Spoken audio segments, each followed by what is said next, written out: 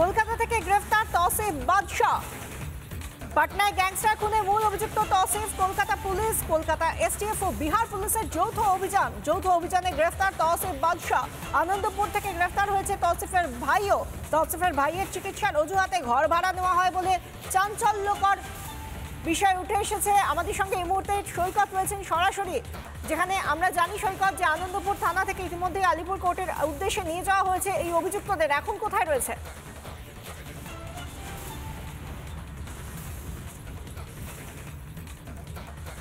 দেখো, ইতিমধ্যেই আনন্দপুর থানা থেকে ৩ জনকে বের করা হয়েছে এবং আরও একজন সে ইনজিওর্ড আছে, তাকেও আনা হবে। সম্ভবত তার পেপার প্রোডাকশন হতে পারে আলিপুর কোর্টে নিয়ে যাওয়া হচ্ছে। তার কারণ আনন্দপুর এলাকা থেকে গ্রেপ্তার করা হয়েছে। আনন্দপুর এলাকার কোর্ট জুরিসডিকশন আলিপুর কোর্টের আন্ডারে পড়ে, সেই জন্য আলিপুর কোর্টে তাকে নিয়ে যাওয়া হচ্ছে। বিহার পুলিশের তরফ থেকে ফুল টাইম ট্রানজিট রিমান্ড চাওয়া হবে এমনটা জানা যাচ্ছে।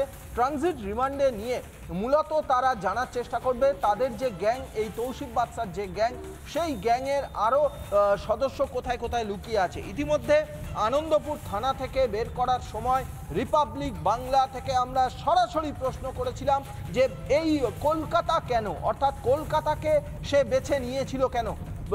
পুলিশি নিরাপত্তা ততটা থাকে না।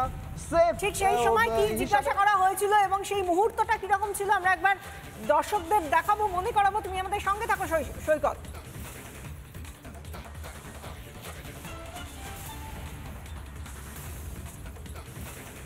আনন্দপুর থানা থেকে বের করা হলো তাদেরকে। বিহার পুলিশ তাদেরকে বের করে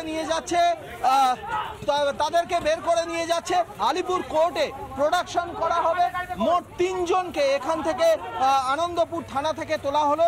আনন্দপুর থানা থেকে এই যে গাড়ি, तौसीफ कलकत्ता में क्यों आए? सेफ है क्या कलकत्ता सेफ है? এই মুহূর্তে তৌসিফ সহ বাকি 3 জন, তৌসিফ সহ 3 জন এখানে রয়েছে। तौसीफ कलकत्ता में पहले आए थे। तौसीफ कलकत्ता में आए थे पहले। नहीं आए। आपका रील्स तो बोल रहा है, तुम्हारा रील्स बोल रहा है कलकत्ता में आए थे। सेफ है क्या? कलकत्ता सेफ है? এই মুহূর্তে তৌসিফ সহ 3 জনকে এই মুহূর্তে আনন্দপুর থানা থেকে নিয়ে যাওয়া হচ্ছে। বিহার পুলিশের টিম রয়েছে। আমরা বারংবার তৌসিফকে জিজ্ঞাসা করেছি যে কলকাতা কেন প্রথম পছন্দ? কলকাতা কি সেফ নাকি? গাড়ির ভিতর থেকে মাথা নেড়ে জানিয়ে দিয়েছে তৌসিফ যে কলকাতায় আসেনি।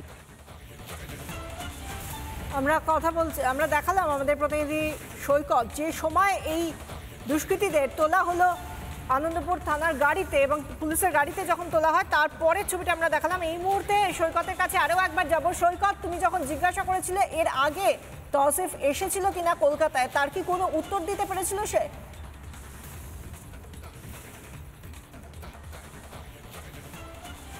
দেখো, গাড়ির মধ্যে থেকে তৌসিফ কিন্তু মাথা নেড়ে জানিয়েছে যে সে কলকাতায় আসেনি, কিন্তু তার যে সোশ্যাল অ্যাকাউন্ট, সেই সোশ্যাল মিডিয়া অ্যাকাউন্টে দেখা যাচ্ছে কলকাতারই আবাসনে সেখানে এসে দাঁড়িয়ে রয়েছে, রিলস তৈরি করছে সেখানে, অর্থাৎ এর আগে কলকাতায় এসেছে। তার যে সোশ্যাল মিডিয়া অ্যাকাউন্টে যে রিলস, সেই রিলসে দেখা যাচ্ছে একটি আবাসনের সামনে সে দাঁড়িয়ে রিলস তৈরি করছে। সঙ্গে আরও কয়েকজন রয়েছে। লোকেশন যে সিম্বলটা, সেই লোকেশন দেখাচ্ছে কলকাতা, অর্থাৎ কলকাতায় সে আগেও এসেছিল, অন্তত তার সোশ্যাল মিডিয়া অ্যাকাউন্টে বিভিন্ন অ্যাক্টিভিটিস বলে দিচ্ছে। কিন্তু আজকে যখন আনন্দপুর থানা থেকে বের করা হয় কোর্টের উদ্দেশ্যে নিয়ে যাওয়ার জন্য, তখন আমরা প্রশ্ন করেছিলাম, সে কিন্তু গাড়ির মধ্যে থেকে মাথা নেড়ে বলেছে যে সে কলকাতায় আসেনি। কি লুকোতে চাইছে এই তৌসিফ কি এখনো? ইতিমধ্যেই সে কিন্তু বিহার পুলিশ এবং কলকাতা পুলিশ তাকে গ্রেপ্তার করেছে, তার কোর্ট প্রোডাকশন হবে। এখনো কি লুকোতে চাইছে এই তৌসিফ? তার সাঙ্গপাঙ্গরা কোথায় রয়েছে? তার সাঙ্গপাঙ্গরা কি এই কলকাতাতেই ঘাঁটি গেড়ে রয়েছে না অন্য কোথাও রয়েছে? সেই বিষয়টাই জানতে চায় তদন্তকারীরা, স্পেশালি বিহার পুলিশ।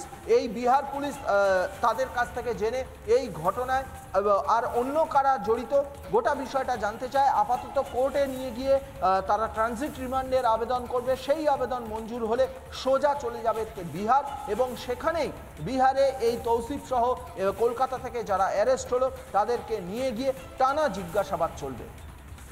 ধন্যবাদ সৈকত। কথা বলছিলাম, আমাদের সঙ্গে ছিলেন আমাদের প্রতিনিধি সৈকত পাল।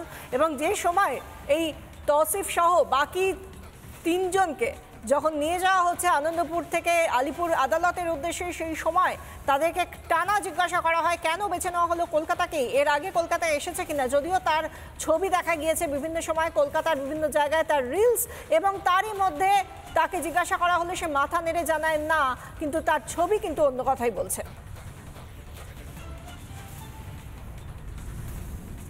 একদিকে আমরা খুনি তৌসিফের কলকাতার যোগ সেটা একেবারে স্পষ্ট হয়ে যাচ্ছে। কলকাতার বিভিন্ন জায়গায় তাকে দেখা গিয়েছে, সেটা রিলস বানিয়েছে এবং সোশ্যাল মিডিয়ায় নিজেকে পার্টনার কিং বা রাজা বলে উল্লেখ করে সে। আর অন্যদিকে যখন আমাদের প্রতিনিধি সৈকত জিজ্ঞাসা করছেন তৌসিফ আগে কলকাতায় এসেছিল কিনা, তখন সে বলছেন না, সে বলছে আসেনি। অর্থাৎ মুখে না বললেও ঘাড় নেড়ে বলছেন না। নানা ধরনের কন্টেন্ট দেখার জন্য লাইক করুন, শেয়ার করুন আমাদের ফেসবুক পেজ, সাবস্ক্রাইব করুন আমাদের ইউটিউব চ্যানেল। পাশাপাশি অন্যান্য ব্রেকিং নিউজের জন্য অবশ্যই চোখ রাখুন রিপাবলিক বাংলায়।